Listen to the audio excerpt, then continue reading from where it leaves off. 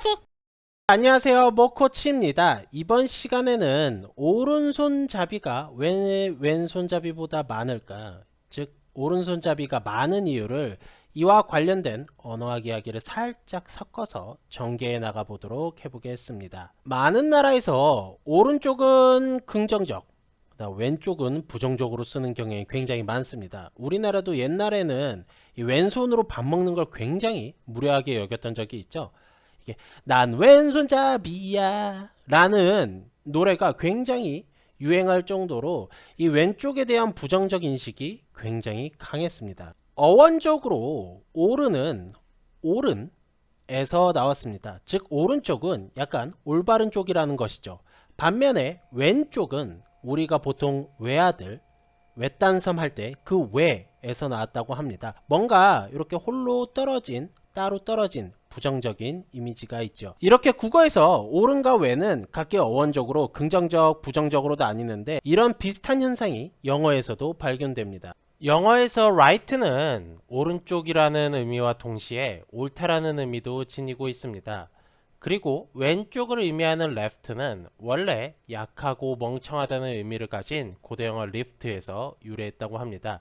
각 이미지가 국어의 오른, 왼과 마찬가지로 이 영어의 right, left도 애초에 어원부터 부정적인 거, 긍정적인 거에서부터 비롯한 거죠. 이 게이러 같은 경우도 보시면은 왼쪽을 의미하는 단어가 이렇게 두 개가 있거든요. 이렇게 두 개가 있는데 이 왼쪽을 의미하는 두 개의 단어가 하나는 비실용적인, 하나는 잘못된이라고 부정적인 의미도 지니고 있습니다. 이런 오른쪽은 긍정적, 왼쪽은 부정적 긴 의미를 지닌 경우는 단어 차원에서 뿐만 아니라 수많은 언어 표현에서도 나타납니다. 요 위의 예시를 한번 보도록 해볼게요. 요 위의 예시는 네덜란드어의 한 표현인데요. 여기서 이 링스라는 게 왼쪽에를 의미합니다. 사전적 의미가 왼쪽을 의미하는데, 그래서 요 문장을 직역을 하자면 왼쪽에 누군가를 내려놓다입니다. 근데 이게 실제로는 약간 좀 관용적으로는 그 사람을 무시한다 라는 의미로 쓰이고 있다고 합니다. 즉 여기서 무시한다 같은 부정적인 의미를 왼쪽에 라는 표현을 두고 쓴 것이 되겠죠. 그리고 이 아래에 나타난 표현은 이 스페인어의 한 표현입니다. 여기서 나오는 이츠퀘르도는 왼쪽을 의미합니다. 그래서 이 아래 문장을 보시면은 넘어져서 왼쪽 발을 다치다라고 했을 때 이 이츠퀘르도 라는 단어를 쓴 것을 보이게 되겠죠. 이 아래 문장에서는 이렇게 왼쪽 발에서 왼쪽을 나타내 주려고 이 이츠퀘르도가 이렇게 왼쪽이라는 의미가 정확하게 딱 나타나고 있는데, 뭐 위에 문장을 보시면 해석에 뭐 왼쪽이라는 의미가 전혀 나와 있지 않죠. 이 위 문장을 조금 직역을 하자면은 아침에 침대에서 왼발로 깨어났다인데, 이런 표현을 좀 관용적으로 기분이 잡치다, 그날 뭔가 운수가 없다 라는 식으로 이제 쓰이고 있는 겁니다. 그러니까 뭔가 재수가 없고 오늘 일진이 안 좋아 같은 뉘앙스로 쓰이는 거죠. 그래서 이런 재수가 없고 기분이 잡치는 표현을 이 왼쪽이라는 단어를 써서 나타내면 알 수가 있습니다. 즉 여기서 왼쪽이라는 단어가 부정적인 이미지로 쓰이고 있는 거죠. 관용적으로. 한 연구자는 50개의 언어를 연구를 해갖고 이 왼쪽과 오른쪽의 어원이 되는 단어들을 한번 분석해 보았다고 합니다. 그 결과 왼쪽의 어원이 되는 단어들은 뭐 여기 나온 대로 dirty, weak, low, dark 등 부정적인 어감을 지닌 단어가 많은 반면에 이 오른쪽과 관련된 단어들은 뭐 strong이라든지 클린이라든지 하이라든지 리더라든지 라이트와 같이 뭔가 긍정적인 어감을 지닌 단어가 많았습니다. 그럼 인간이 애초에 선천적으로 왼쪽에 대해서 부정적으로 생각하고 오른쪽에 대해서 긍정적으로 생각하는 걸까요? 여기 아주 흥미로운 실험이 있습니다. 실제로 한 연구자가 왼쪽과 오른쪽과 관련해서 사람들이 어떤 인식을 지니는지 몇 가지 실험을 해본 적이 있습니다. 이 실험에서는요, 피실험자의 왼쪽과 오른쪽에 각각의 선택지를 줍니다. 그리고 얘가 이제 이 여자한테, 피실험자한테 물어본 거예요.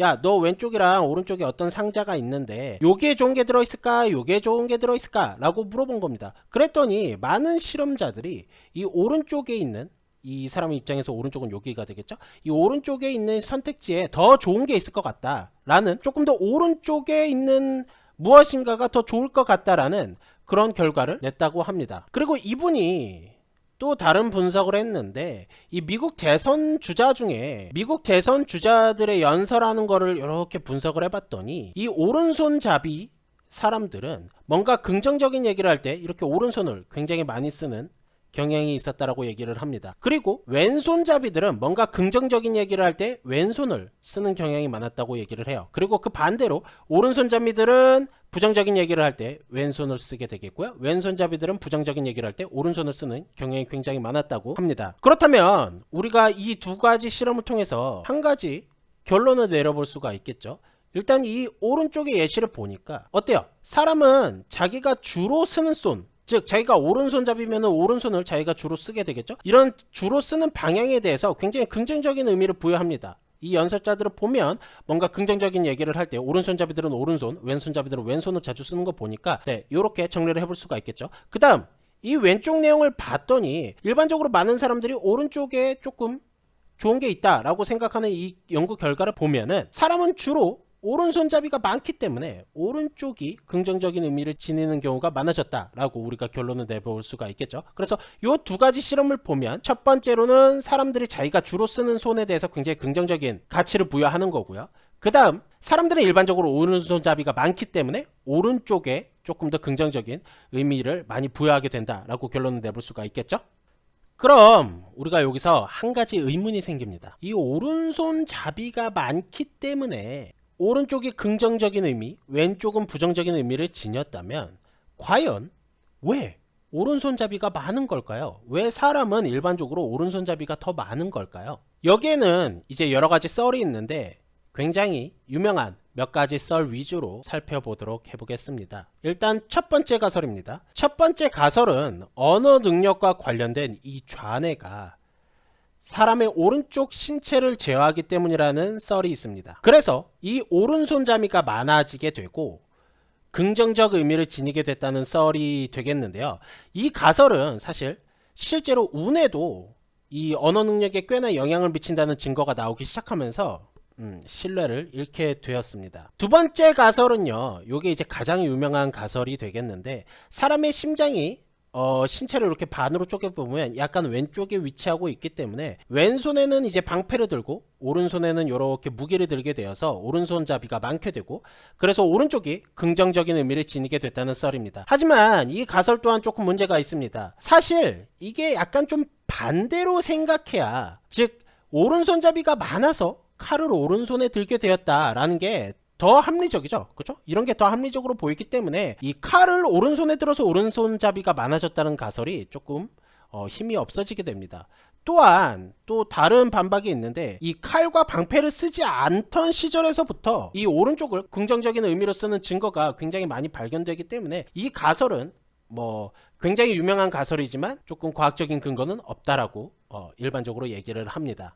좀 잘 생각을 해보세요. 사실 이게 오른손잡이라서 칼을 오른손에 드는 거지 칼을 오른손에 들어서 오른손잡이가 됐다라고 보기에는 좀 그렇죠. 그렇죠? 우리가 일반적으로는 조금 합리적으로 생각을 해보면. 그 다음 세 번째 가설입니다. 세 번째 가설은 저울로 무게를 잴 때 보통 이제 오른쪽에다가 이렇게 무게를 두고 왼쪽에다가 추를 넣어갖고 이 물건의 무게가 어느 정도인가를 가늠할 때 이 오른쪽에 무게를 두고 그 기준으로 이렇게 왼쪽의 추를 조절했기 때문에 이게 오른쪽에 긍정적인 의미를 지니게 됐다라는 썰이 있는데요. 하지만 요건 조금 척 봐도 좀 아닌 것 같죠? 이게 저울 하나 가지고 갑자기 오른손잡이가 많아졌다라는 말도 조금 이상하고 굉장히 비약이죠. 그리고 이런 저울을 거의 쓰지 않는 문화권에서도 오른쪽을 긍정적, 왼쪽을 부정적으로 의미를 쓰는 곳이 굉장히 많기 때문에 이 가설도 타당하지 않다라고 여깁니다. 그 다음 이제 네 번째 가설입니다. 이거는 굉장히 최근에 나온 썰인데요. 이 해가 우리 어디서 뜹니까? 동쪽에서 뜨죠. 해가 동쪽에서 뜨기 때문에 이 종교적이거나 농업적인 이유로 동쪽을 약간 이렇게 우상시하는 관습이 생겼고 그러다 보니까 오른쪽을 긍정적으로 보는 경향이 생겼다라는 그런 썰입니다. 이에 대한 추가 근거가 꽤나 구체적인데 이게 종교적인 이유로 해가 뜨는 동쪽으로 이제 절을 하려고 하면 북쪽으로 이렇게 바라보던 사람은 오른쪽으로 이렇게 돌아야 되죠. 그렇죠? 이렇게 고개를 돌고 몸을 돌려야 합니다. 근데 이렇게 오른쪽으로 돌면서 남쪽으로 향하게 되는데 이 고대 히브리어를 보시면 이 야민이라는 단어가 오른쪽과 남쪽을 동시에 의미하기도 한다고 합니다. 그러니까 요렇게 도는 이런 방향을 나타내는 게 야민인 거죠. 마찬가지로 이 남쪽을 보던 사람이 동쪽으로 향하려면 이 고개를 왼쪽으로 돌아서 북쪽으로 이렇게 돌아야 되겠죠. 그래서 고대 아랍어에서는 이 왼쪽과 북쪽을 둘 다 의미하는 요 샤말이라는 단어가 있었다고 합니다. 사실 근데 요런 근거가 있지만, 이런 언어적인 근거가 있지만, 이것도 사실 왜 오른손잡이가 맞냐에 대해서 명확하게 답을 내리지는 못하는 것 같죠. 이제 이게 가장 최근의 가설인데요. 최근에는 위와 같은 가설이 나오기도 했습니다. 이 좌뇌가 긍정적인 감정을 다루고, 이 좌뇌가 긍정적인, 여기가 좌쪽이 되겠죠? 여기가 왼쪽이 긍정적인 감정을 다루고, 우뇌가 부정적인 감정을 다루기 때문에 좌뇌의 영향을 받는 오른손에 긍정적인 영향을 주었다는 썰입니다.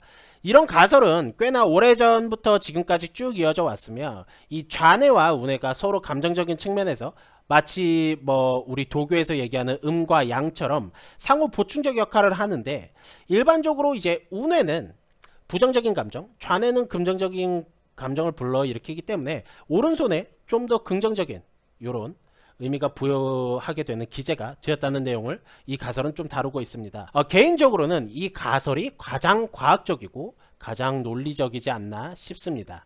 아무튼 인간은 어떤 이유에서든지 간에 오른쪽을 좀 긍정적으로 생각하고 왼쪽을 좀 부정적으로 생각을 하면서 그것이 언어에까지 영향을 미쳤다는 게 팩트로 자리 잡고는 있습니다. 그리고 더 신기한 것은 이것이 전 세계적으로 문화나 예술, 종교에서도 나타난다는 것입니다. 이 마야 문명의 벽화를 보시면 보통 이제 지배자나 이제 상급자가 오른쪽 얼굴을 보여주고 오른쪽 손을 자주 보여준다는 것을 볼 수가 있습니다. 그리고 많은 아랍, 인도권 문화에서는 왼손으로 밥을 먹는 것을 굉장히 불쾌하게 여기며, 많은 종교에서는 오른쪽을 뭔가 이렇게 긍정적, 왼쪽을 부정적으로 이렇게 나타내는 것이 많이 목격이 됩니다.